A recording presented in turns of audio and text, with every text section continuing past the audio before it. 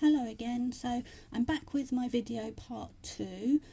Apologies for the sudden cut off on my previous video. I realised that I'd moved my paper and moved my petals out of sight, and I was chatting away and colouring away and then realised that you couldn't see any of it. So I've just given you one petal from the pink ones, and we're now going to go ahead and do a couple of petals on this purple flower. Meanwhile, I've rearranged my lighting, so hopefully you won't see sun coming in and shadows and that kind of thing.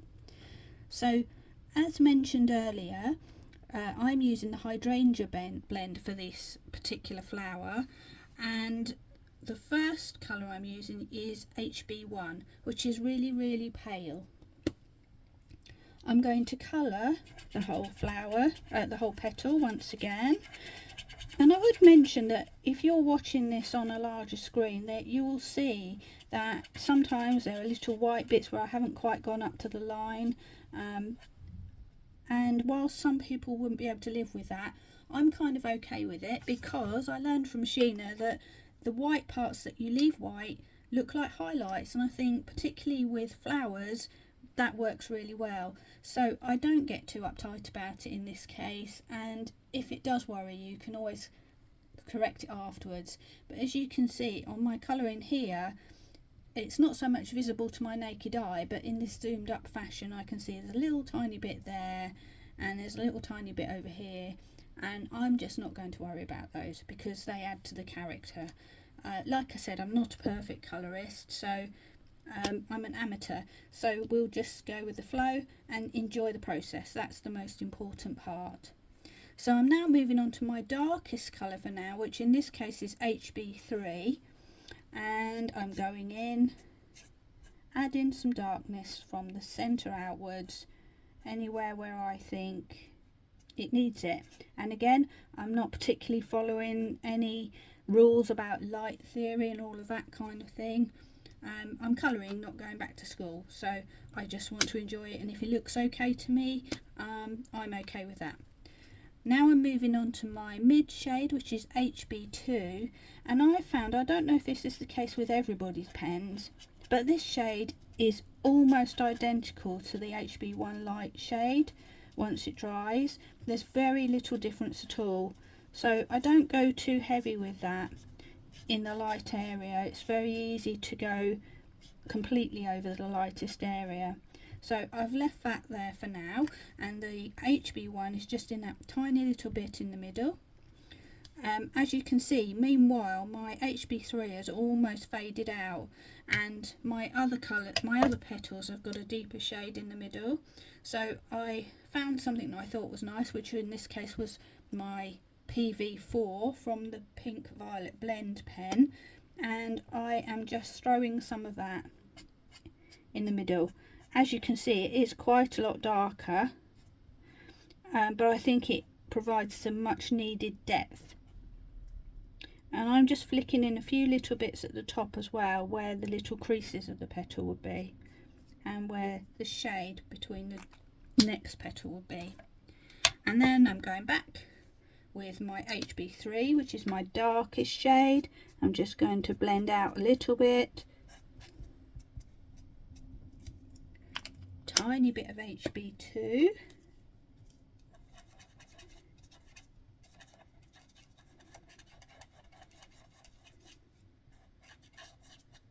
And finally back to my HB1, just to blend the edges a little bit. So I'm just kind of going in circular motion around the edges. And there we have another completed petal, which hopefully when it dries out will look similar to these other ones. But as you can see, I've put my light and shade in different places on each petal, just because that's where I think the light or shade might be. I'm going to pause now and complete the rest of the petals before we move on to the next stage. My flower's now complete. I've added the final 2 petals, and as you can see on this particular petal, I've added a little bit of shading just on the very edge, so that it looks like it's curving towards the shadow of the flower underneath. So it's all down to your own interpretation at the end of the day. That was my choice, and it wouldn't matter if you didn't do that. You can do whatever you like. Now on to the real tough bit.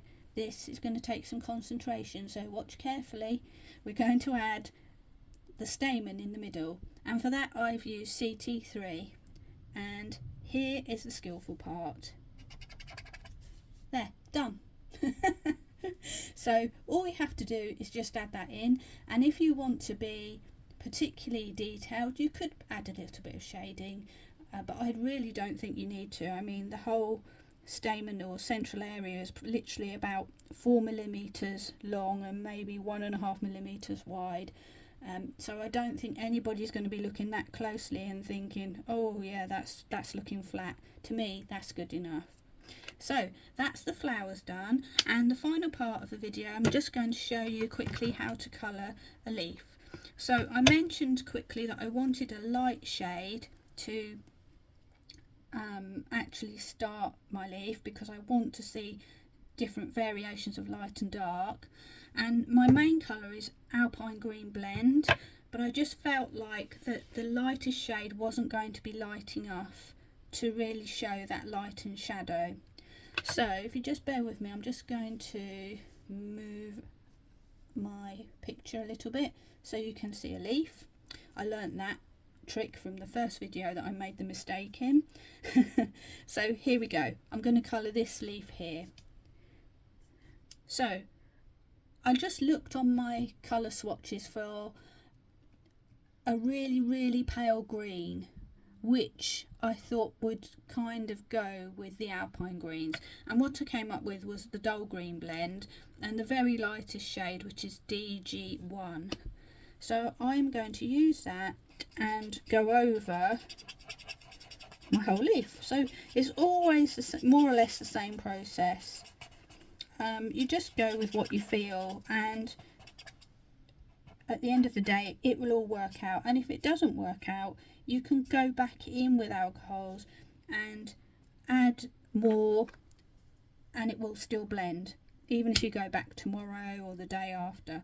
What's a bit more difficult is to take colour out, although that is possible with a blender pen, but it's a bit more difficult. It tends to bleach it and take the colour away rather than just lighten it. So I always think if you can find a really pale colour to start with, that will get you on the right road to getting a bit of light and shade in there. So now I am going to go to my Alpine greens, the blend pen, and I am picking the mid-tone, which is AG3. And again I'm thinking about where are the dark areas, and I'm just doing some little flicks.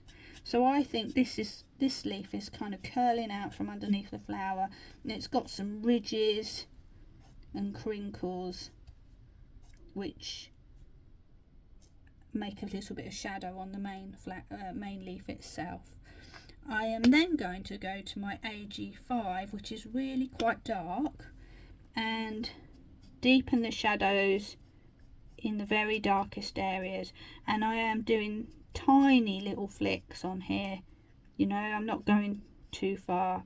I'm going to leave that for a minute and see how it looks, and then I'm going to go to my lightest shade, which is AG1, and when I put this on you'll see it's actually quite bright and strong, so you can kind of get the gist of why I thought this would be too much as my light shade. It would kind of be a bit psychedelic. I mean, the leaves are pretty bright anyway. I kind of like them that way, but I didn't want them to be glow in the dark altogether, so that's why I opted for this very pale soft DG1 as my light shade. So I've just added a little bit into there, and then I am just going to blend the very edges with my original DG1, which looks like it's gone a bit dark now, but it will lighten up as it dries. That's the thing. Just like watercolour paints, alcohol pens will lighten up as they dry. Meanwhile, the dark colours in the middle have been working away, and I'm thinking, do I want to actually blend those a bit more? And I think I want to blend from the very dark to the very light, just slightly. sorry, the very dark to the medium kind of colour. But I'm not doing very much, I'm just literally lightly touching it. You're seeing a very up close extreme version, but from my eye view it looks quite blended.